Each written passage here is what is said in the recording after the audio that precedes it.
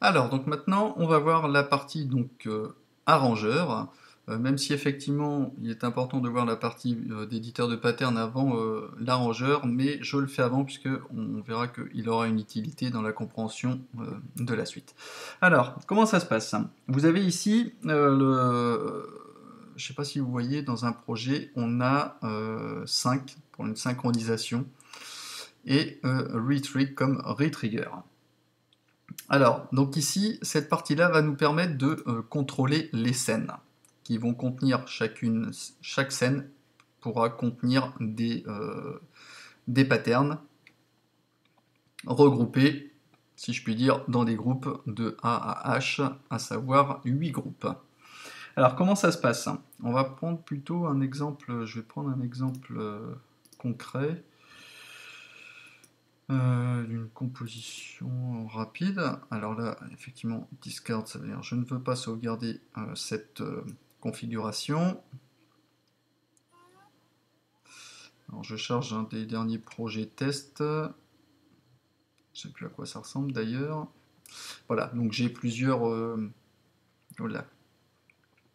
j'ai plusieurs scènes avec ici une ligne qui nous permet de lancer les scènes, soit en boucle. Je vais pouvoir lire cette scène-là en boucle. Je vais vous expliquer comment on passe d'une scène à l'autre. Alors on peut sélectionner, donc ici avec un clic gauche souris, la scène que l'on souhaite, et vous voyez qu'il y a une boucle qui est automatiquement définie.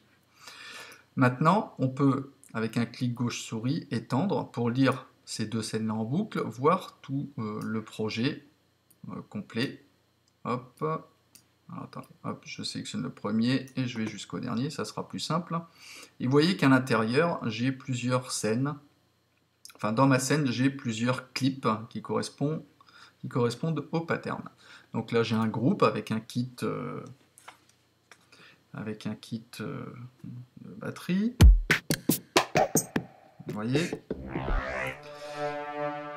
Ici, pareil, avec quelques sonorités. Là, j'ai encore un autre kit. Là, j'ai une sonorité. Une basse. Là, j'ai encore plein d'autres choses, hein, vous voyez, qui contiennent, avec des groupes qui contiennent plus ou moins des variétés de sons que j'ai entrés par catégorie, avec ici des kits, etc., etc. Donc là, comment ça se passe? Eh bien, ici, vous avez une synchronisation des scènes, c'est-à-dire, en gros, vous avez une timeline après la lecture, qui va lire comme ça, de gauche à droite, tous vos morceaux de composition que vous avez assemblés, qui sont regroupés, donc je le dis, les patterns en scène, et on a une lecture de scènes les unes à la suite des autres.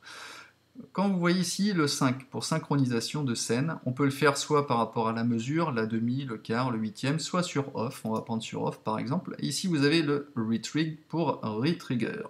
Alors le retrigger, quand il est activé, il va dire quand je vais partir d'une scène, quand je vais sélectionner une autre, la coupure va se faire tout de suite, il va me lancer la deuxième scène et il va me la lancer depuis le début. Alors que s'il est désactivé, si je ne sais pas, par exemple je suis à la moitié de ma scène, si le retrigger n'est pas activé, quand je vais lancer ma deuxième scène, il va repartir à la moitié également. Si je suis à un quart de ma scène, si retrigger est désactivé, je sélectionne ma seconde scène, il va continuer à partir de un quart. D'accord? On va faire un test là, juste déjà normal d'écoute, juste pour que vous ayez une idée.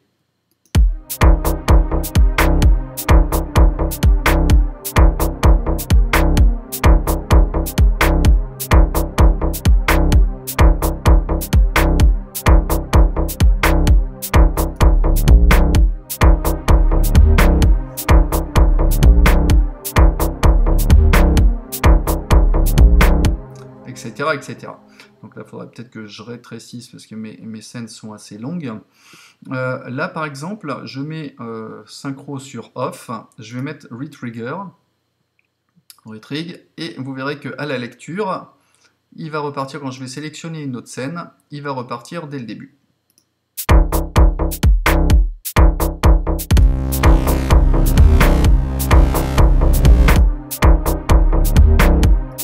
Vous voyez, donc là on fait stop en même temps que sur lecture, hein, ou directement depuis votre contrôleur, hein, vous rappuyez sur play pour arrêter. Donc vous voyez que dès que je lance une scène, quand Retrig est activé, il va me lire ma scène depuis le début. Alors que s'il est désactivé, il va tenir compte de la position de la précédente et me relancer la scène là où la position était indiquée. Là on va reprendre un exemple ici. Vous voyez, il continue à la même position. Là je vais être aux 3/4.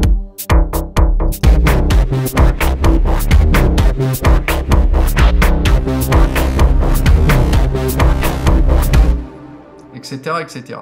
Donc ici, soit effectivement la synchronisation se fait, moi j'ai volontairement mis sur off de façon à ce que ce soit plus visible et plus parlant pour vous.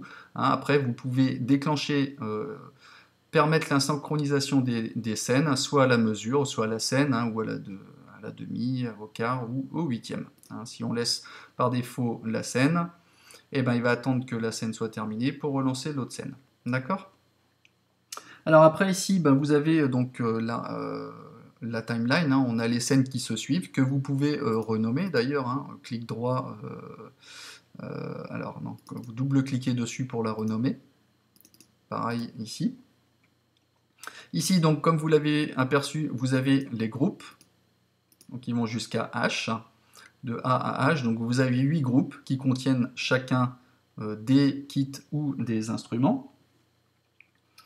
Ensuite, ici, vous avez une possibilité donc, de vous déplacer de façon horizontale sur la timeline. Et ici, il y a un petit zoom, en fait. Quand vous cliquez gauche souris, vous pouvez, en montant la souris, vous zoomer, et en descendant, vous réduisez le zoom.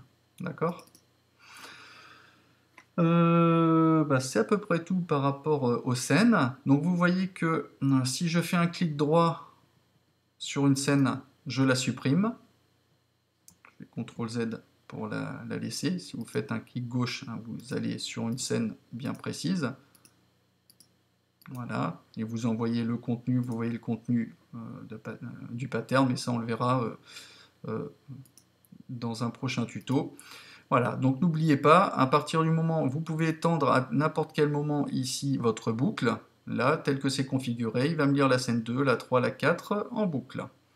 Après, je veux celle-ci, celle-ci, celle-ci, je peux depuis le début. Et là, si je reprends, là, vous voyez que ça me coupe le début. Si je veux l'ensemble, je prends de la première et je glisse.